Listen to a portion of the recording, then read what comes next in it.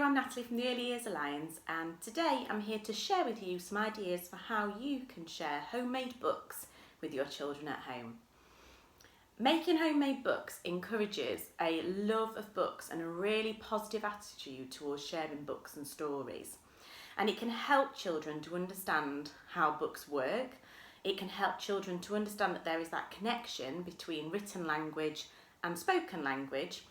And it also helps them to understand that books have an author and an illustrator, and we can build their self-confidence and self-esteem by allowing them to become the writer and illustrator of their own books.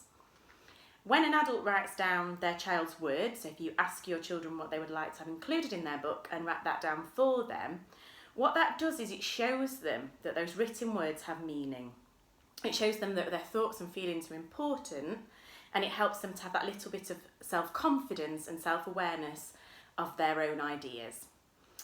It's a great tool for supporting their fine motor skills in terms of the children doing their own mark making, but also things like scissor skills, using sticky tapes, and actually helping to construct those homemade books. There's also loads of great ways how you can support your baby's fine motor skills as well, which I'm going to show you a little bit later, such as making homemade lift the flat books using felt and cardboard. So I'm going to start by sharing with you a homemade book for babies to give you a little bit of an idea of the sort of thing that you could do.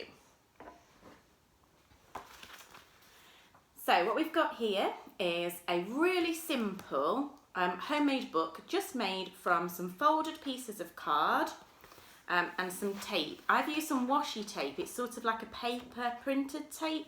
It's really lovely to use with toddlers and preschoolers because it's a little bit easier for them to rip. You don't need scissors to break it. But ordinary masking tape or sellotape would be absolutely fine. It's just something to secure the pages of your book. You could also use a hole punch and use ribbon or string to attach your pages, or you could staple through the middle to keep your pages in place. So lots of different ways that you can do that. And what I've done with this one is I've made it a little book about who's hiding. So I've done a little homemade lift the flat book, and I've taken some images from some magazines. So I've just cut some pictures out of some magazines,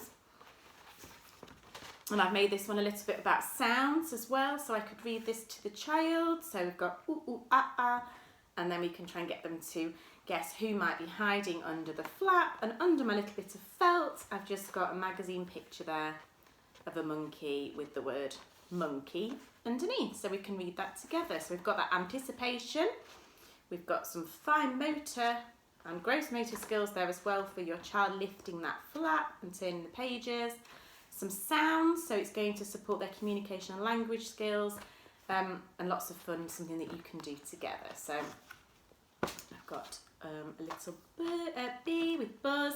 I've stuck that one the other way as well, so that it's just not quite as predictable, so it gives that little bit of challenge that they've got to figure out how to expose the image underneath. Splash for the dolphin, roar for the jaguar, and woof for the dog at the end there. So really simple, took me about 5 minutes to make that. What you could do is you could hand over that task to an older child, so to a toddler or a preschooler. They could make that with you for a younger sibling. So it could be a lovely activity that you can do as a family, or you could actually just make something really special for your baby that you can sit down and enjoy together.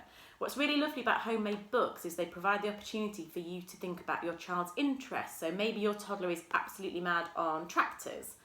You could collect some images of tractors and make them a little book about that, putting in some additional keywords on the pages as something else for you to read together. Another really lovely thing that you can do with your homemade books is to use photographs of friends and family. It's a really nice one to do, particularly at the moment when we're not getting to see people as much as we would like to have that image underneath the flap be somebody familiar for your child to recognise as they lift that flap. Babies love faces, so having faces under there is also a really nice idea. So lots of ways that you can make a book for your baby. The next one is that actually you don't need to have it be something that you entirely make at home. So you could just have something like this, which is just an exercise book to give to a child for them to do their own mark making in there, and I've put some photographs in there as well, so you can record things that they're doing and make it like a little diary. You can ask your child what they would like you to write in there, so it's your child's voice within their own book, but you're just supporting them to record those messages. So this one's a little bit like a photograph album. Collating things done in lockdown, it's a really great opportunity at the moment to record those moments, to record those memories, and particularly for children that are in a childcare setting, normally, something that they can create and then take back to show to their teachers and their friends once we get back to a little bit of our normal routine. So using photographs there in your homemade books. The next thing that you can do with your homemade books is to make something a little bit larger, something that's really lovely for the child to work on. Keywords, stickers, kind of pass that ownership over to your child. You're creating them something that they can add their own ideas to, and you can work together, and just giving them that space to do their mark making, to stick things in there, just spaces that they can work on themselves to record their own ideas is really going to boost their self-confidence and self-esteem. So something that you can do together, but also giving them that little bit of independence there as well.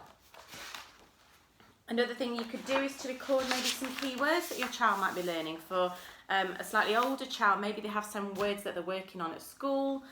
Put those into their homemade books and then create little stories together using those words and underlining them to highlight them for the child so that they can work through that with you at home. So more of a child-led book there as an idea. These sorts of things are great for including in your homemade book. So if you've got some children's magazines that have their favourite characters, then what the child can do is they can cut out those images and use them to collage in their homemade book. So they're taking those characters that they know, they're putting them into their own books, and they can come up with their own little stories that centre around those characters. Sharing books and stories with children is a great way for them to explore those experiences, those things that are happening in real life, and using books and stories helps them to process the emotions that are connected with those experiences. What children really like to do is to use these characters to create these stories that are fictional, but they're basing them on the experiences they might have had. So maybe there's a trip to the seaside that they would like to remember. They might have it that their characters from their favourite television programme or book are actually doing those things that they did. So work together, use the voice of your child, ask them what they would like to include in their story, and let them guide that narrative. Let them be the author and the illustrator of their own homemade books. And the last really simple idea that I want to share with you on this today is using the junk mail that you get through the post. So these sorts of leaflets that come from supermarkets and shops that have the pictures of all the different items that they sell. Creating a little book of my favourite food, or maybe like a menu for their role play kitchens that they might have at home, or their role play shops, and encouraging your child to create a little collage of their favourite things. You can do this in two ways. You can cut them up ready for your child and present them in a little container or basket, and then they can do the sticking and they can choose what they want to put in there. Or you can actually give it to them as a scissor skills activity. So you could provide them with some child-safe scissors, allow them to cut those out as well. That's going to be a really great fine motor workout for them as they create their own books. These sorts of leaflets are great because they often have prices on there as well. So that's an opportunity for some early maths and number recognition in their own book. What a great way to create their own early maths resources at home.